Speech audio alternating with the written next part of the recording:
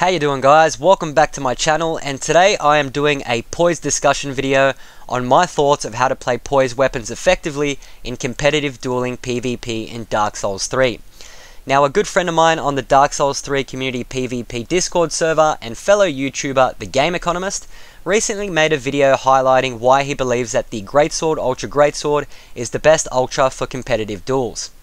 This video is basically an extension of that to highlight from my point of view how you would play poise weapons effectively in competitive duels and would apply to all hyper armor weapons in general.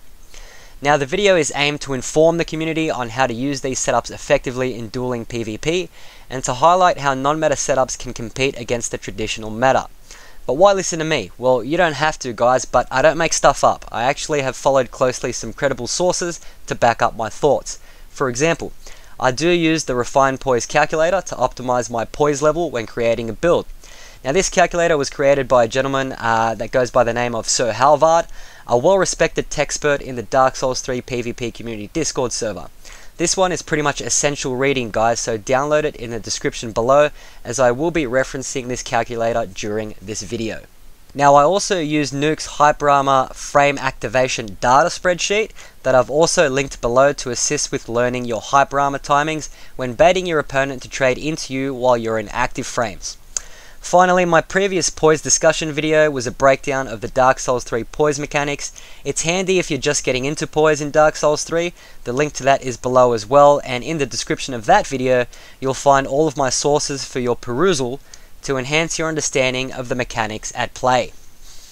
Now, I play on Xbox One, guys, and before you discredit the Xbox community as inferior, I know some of you do, I do implore you, if you think that you're a hotshot on your respective platform, to actually put these concepts to the test against credible opponents on your platform, or at least fight the best poise users on your platform with your own meta setups before you misinform the community with your own personal assumptions and your grossly incorrect breakpoint optimization when using poise weapons.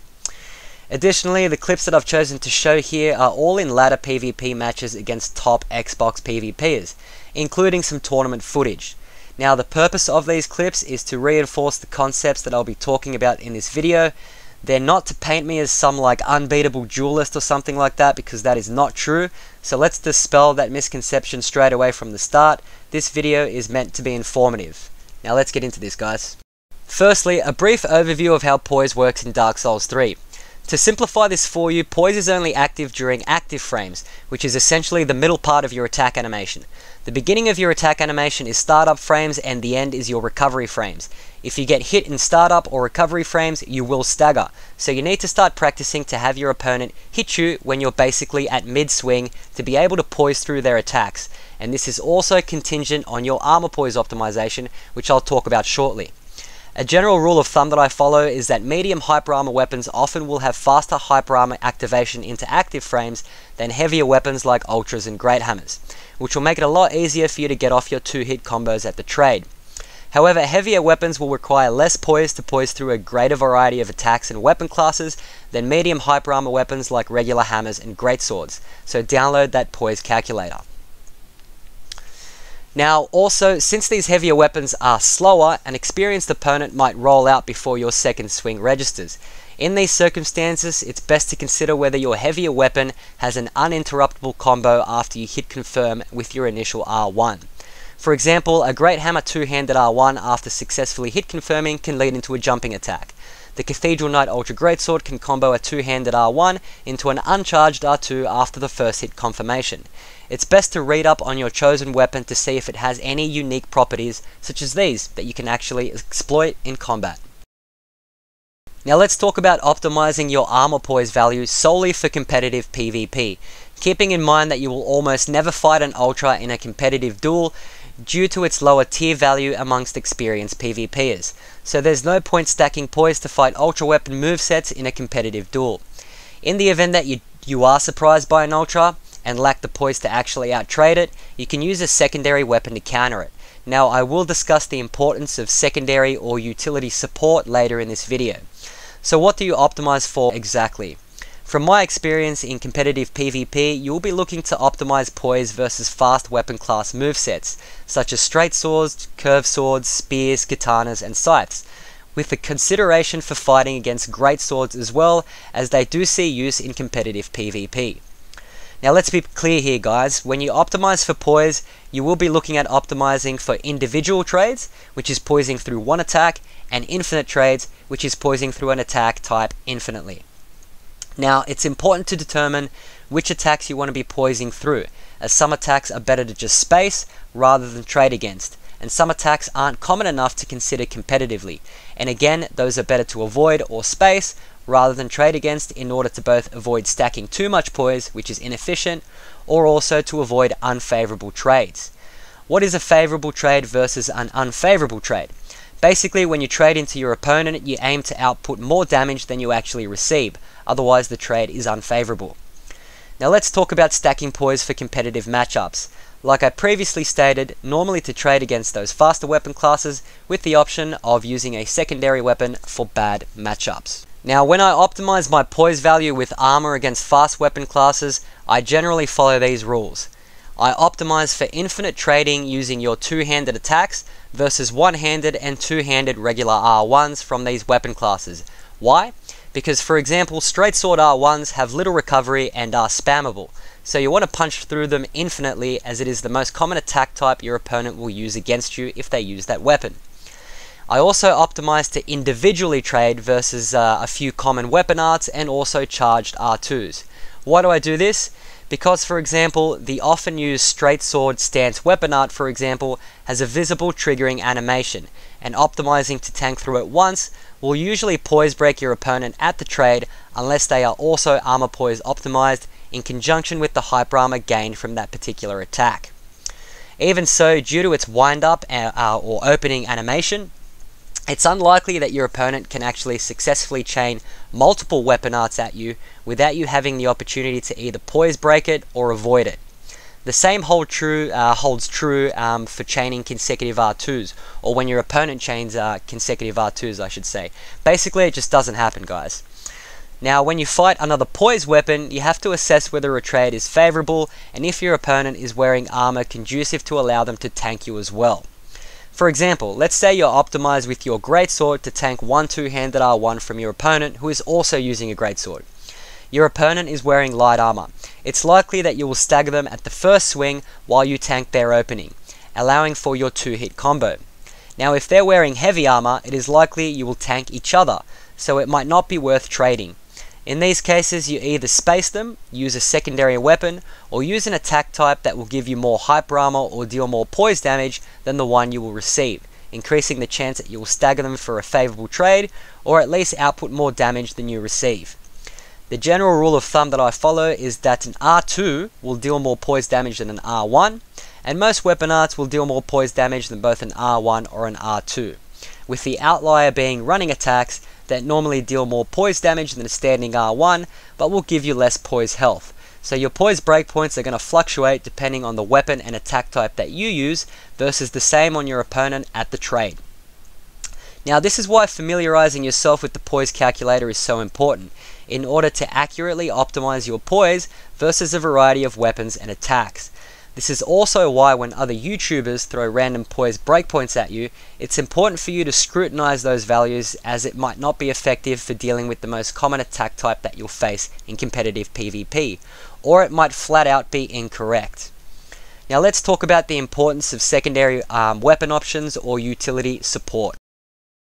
Just like the Lothric Knight Turtle is so effective because of a combination of the straight sword, a high stability shield, and usually a crossbow, so too is it the same for a poise setup. In fact, I would argue that it's even more important when using a poise setup to have a secondary support option, as you will already be at a disadvantage versus a top tier meta setup. For example, it's pretty hard to finish someone off with a big slow weapon, so why not switch to something like an S-stock to finish the job? This isn't devaluing your main weapon, it's simply mitigating a recognized weakness of using it. Oh shit, your opponent switched out to a quick step dagger. Why not pack an offhand straight sword to counter it? Your opponent is a mage. Why not carry a backup crossbow to try and interrupt them at the cast? The rule here is to never use a poise weapon alone if you're up against an unfavorable matchup, where trading hits actually becomes ineffective. As your mix-up potential is actually limited and your tempo eventually becomes readable, secondary weapons will enhance your strengths and mitigate your weaknesses, and will also increase that mix-up potential. Now finally guys, let's talk tactics. Now before I start this section, I just want to say for the more brain damaged Dark Souls YouTubers out there, that poise weapons are not meta. I don't think that they're meta, I've never said that they're meta, and they will never be meta. However, you can beat the meta using them with practice and patience, and with a solid understanding of all the mechanics at play. It's an uphill battle for sure, but it's certainly satisfying, at least for me, to flog the meta with poise weapons, and you're definitely going to get some solid mileage in the competitive space. Alright, so what's your main game plan? Obviously trading into things, as poise weapons are mainly defensive, which actually means that at least initially, you're going to have to play passive to get a good read on your opponent and to get used to their tempo. This doesn't actually mean you'll always be playing passive though, as switching to an aggressive stance at the right time can actually net you a free cheeky attack. If I have to put a numerical value on it, I'd say that you'll be playing passively maybe 60 to 70% of the time, and you'll be playing aggressively maybe 30 to 40% of the time. So, how do you trade consistently? Well, you can't actually force trades, but you can definitely position yourself to do it more often. And usually I follow the 4 following rules. Baiting your opponent into hyper armor by feinting attacks, prediction trading by gauging your opponent's approach, hit confirming your first swing before committing to an attack chain, and obviously playing as unpredictably as possible. So what's a feint? Basically it's faking an approach to get your opponent to whiff and catching them in your hyper armor trade. Using a weapon art like perseverance can actually enhance this, as long as you mix up when to actually feint an attack and when to actually commit to an attack. Even something as simple as gauging the distance between yourself and your opponent and sipping an Ashen Estus might actually bait your opponent into a running attack that, with the correct distance, will actually allow you to get into a hyper armor trade as they approach with that running attack. It's something that I've tried before. It doesn't work 100% of the time, but it's definitely a surprise for your opponent. Now, it can also involve using an offhand weapon or a secondary weapon like a straight sword to enhance your mix-up potential and thus increase your ability to bait your opponent into your bigger hyper armor weapon. Now, when you're using those bigger weapons, guys, your mix-up potential is limited, so using something like a straight sword in the offhand can actually increase that mix-up potential quite extensively. So I do recommend that you always carry some utility with you in order to enhance, your bigger weapon, enhance the ability to bait your opponents into trades against that bigger weapon. Now, what do I mean by prediction trading? This is probably the most difficult to pull off consistently, not only because you have to get a good read on your opponent, but also because you have to get used to their tempo, whilst also taking into consideration your own timing into active frames. This will be dependent on practice and also understanding your opponent's weapon moveset to more accurately predict their opening attack type. Now, for example, a washing pole normally will try and hit and run in between your active frames using its running attack, right? So it's about reading how your opponent is going to use that running attack. Do they have a habit of actually feinting before they commit to get you to whiff? Do they chain 2 or 3 running attacks at a time? Read your opponent's playstyle and familiarize yourself with their weapon moveset. It's going to be essential for you to actually get used to prediction trading or to predict trades a lot more consistently. Now, hit confirming before an attack chain is very important. I always see poise users in the arena swing once, twice, 3 times to try and magically catch you in their hyper armor. It doesn't happen. Only swing once. If that hit actually confirms and catches your opponent, then swing again for your 2-hit combo. Otherwise, your longer recovery will be punished. Now, playing unpredictably. This one is just standard for PvP in general. The less habits you form and the harder you are to read, the better your chances of victory will be. I'll also mention that stamina management is very important for poise weapons, as you really chew up that endurance up when you swing. So don't get caught in negative stamina, and maybe pack a Chloranthy Ring +3 or maybe some Green Blossoms as well. Finally, you'll notice I didn't actually mention any breakpoint values here.